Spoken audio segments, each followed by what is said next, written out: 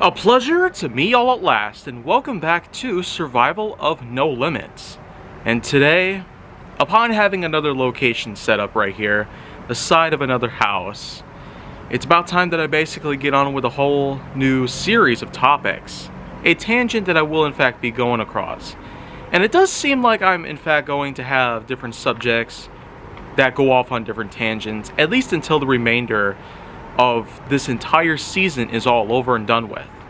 But we are quite a ways away from having an end take place to this season, so it's safe to say Survival of No Limits Season 1 is probably the longest season I've got this whole entire year in 2021. So with that being said, just sit back, relax, and enjoy what else is going to be coming onto the channel relating to Survival of No Limits. This tangent in particular, though, is in fact going to be about another big subject that has happened in my lifetime. The many different inflictions I've had in my life, and how they practically scarred me for all time. And even to this day, the memories that have forever been burned within my mind is just as simple as that. Because I have a lot of them, I will in fact be able to get to talk about a lot of them. Starting with probably the most important one that I've ever had. The biggest aspect of my life was in fact my own voice. And the way that you hear it right now, compared to how it was between 2013 and 2016, was a lot different.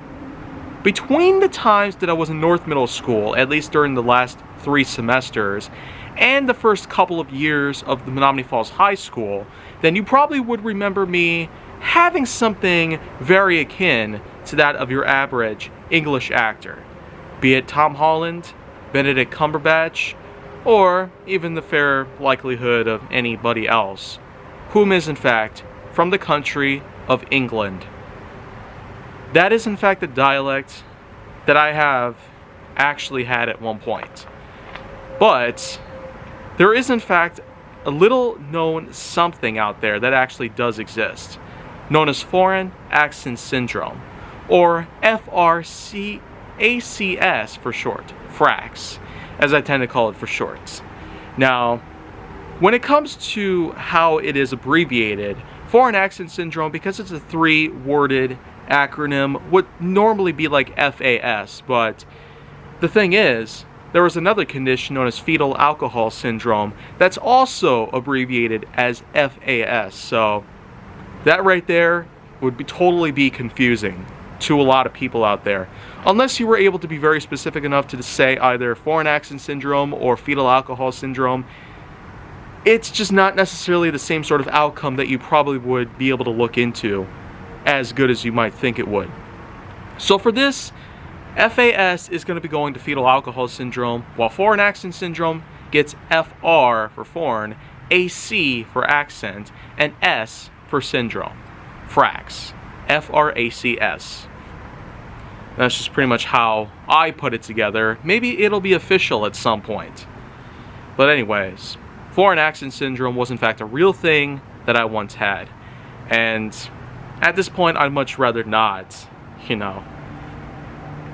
perform this exact thing out there. Because it's something that came and gone. And the result of this was actually from something that happened around the same exact time that my YouTube channel was to be terminated. The blackout period, as it had come to know, was an event that was huge in my life. It was a big turning point, an ultimatum that had been set upon me to either shape up or have nothing at all in my life anymore. Everything that I had worked hard for would be taken away from me forever. And so, January 2013, all the way up until I graduated high school in June 2018, that big time span that had happened was quite a big point to where I could try to redeem myself, think about what I've done, and what I will do in the future. Because if I were to continue going the way I was back then I would have ended up in a lot of legal troubles of all sorts. Lawsuits, jail time, community service, no matter what the case is. But anyways, it's important to note though that from the time the blackout period had started, and the time the blackout period had ended, especially between those two spots, that was when I had also gotten foreign accent syndrome. A load of other puberty-related complications would also follow in the wake of all these new events that I would see with my own two eyes. But the thing is, foreign accent syndrome started to come into my life after an accident happened with my lower jaw. A collision with my chin that was hard enough to the point to somehow alter my dialect. I cannot necessarily be sure exactly how that's supposed to work or why it works that way at some point, but considering how real foreign accent syndrome is and how legitimate it is with a lot of proof to back it all up, there's really a lot of stories out there, including someone from Texas achieving an accent that had pretty much come up similar to my own case. But the truth about it is, one little accident that happened in early 2013, not at all long after the blackout period had started. As a matter of fact, it happened not even a week after my encounter with the local police department, in accordance to all the horrible things that I had done online. Never shall I ever forget about something like that. But anyways, foreign accent syndrome was as simple as me having a bit of a trip out onto a local sledding sort of area out there. An event in a place called Killer Hill, which is in fact local here in this town. Menominee Falls does in fact have a large hillside that is simply referred to as Killer Hill. At one point I went over there and visited with a green toboggan and a blue circle pretty much put into place. Two different kinds of sleds put together, a few hours of non-stop fun and entertainment for myself and a few others nearby. But at some point in time, somebody actually went ahead and built a mount for people to actually jump off of. At one point I got to try it out myself, but little had I not noticed that my chin was unintentionally hanging off of the front end of the toboggan itself. And as a result, the tip that would be like this shape pretty much at the end of that little green toboggan right there would have in fact made contact with my chin if I were to bang up against it. And as a result, when I went down the hill, cruising up at least 30 miles per hour, and went over that mound, launching myself about 10 feet into the air, when I was belly first and chest first, my chin was in fact hovering right above the tip, and then right when I slammed back down into the earth, my chin banged on it so hard, it almost felt like I broke my jaw. It was pretty bad. By all means, I bit down on my gums, my cheeks pretty darn hard, that I was bleeding in a few spots, and it almost felt like that my teeth itself probably would have chipped after that impact. So the thing is, that was a pretty horrifying incident, but once I was able to recover from this, I could barely talk by any means, especially with the amount of blood that was flowing through, with all the other injuries that I had sustained from that impact. I could barely talk like normal. But the thing is, even after I had managed to recover from all this, the impact seemed to have done something else with my lower jaw, because by the time it was all over, I was fully healed and recovered within a few months. That's when I figured out I sounded different from the way I spoke. And little did I not realize that apparently this was something that was done completely involuntarily. I was not, in fact, in control of my own voice throughout that whole time. When I had that dialect in my life, it was not, I mean not, a conscious thing. It was not at all something that I did voluntarily just to impersonate or insult anybody of any sorts. This was something from a bad accident that happened in early 2013.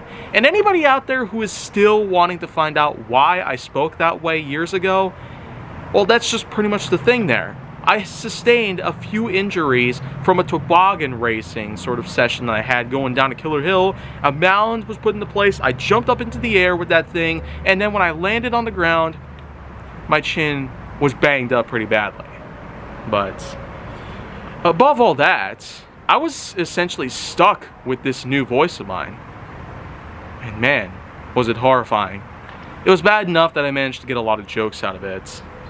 But it gets even worse from the fact that at the same time I was already trying my best to cope with the loss that I had in my YouTube channel and various other social media accounts of mine, And in addition to the fact that I had already went on ahead and created new accounts just to avoid further suspicion, I myself just was not necessarily ready to tackle on this new reality of mine. Both my YouTube channel was taken away from me for good, and I now have a new voice, which was totally humiliating in my lifetime.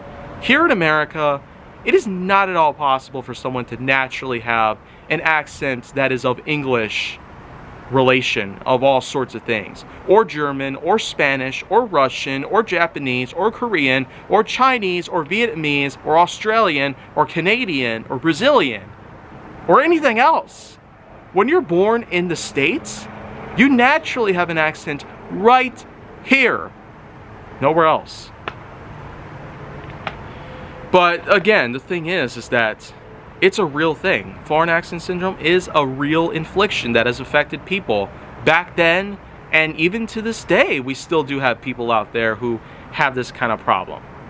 I don't blame anybody for having these kinds of problems throughout their lifetime, but I myself, my case especially, was a huge deal to me. I began to have a lot of delusion, a lot of anger, and a lot of humiliation in the back of my mind, wondering when is it going to be all over.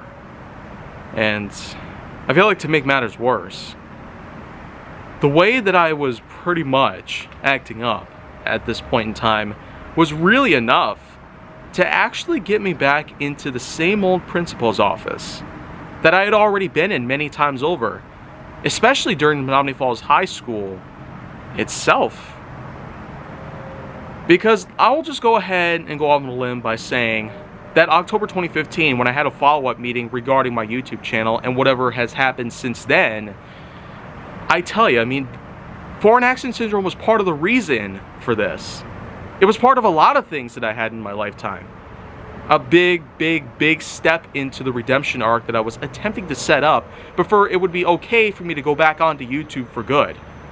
So, even to this day, I'm still never going to look at myself the same way ever again. In the same way that we're never going to look at the United States ever again after 9/11, essentially after we're never going to look at the same way that normal life had happened before the nCoV pandemic of 2019 to 2022, and also in the same way that various other school shootings and assassinations have taken place, leaving history in the well. So, at this point, I can't really be sure exactly how to comment on any of this any further, but you know what?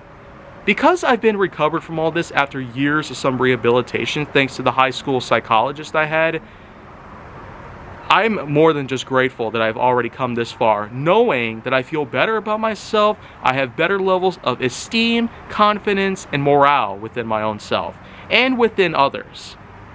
It's part of the reason why I now have more respect from others and towards others. It's part of the reason why I have a much more positive attitude about some things right now, and my outlook is even greater than ever. It's part of the reason for a lot of things.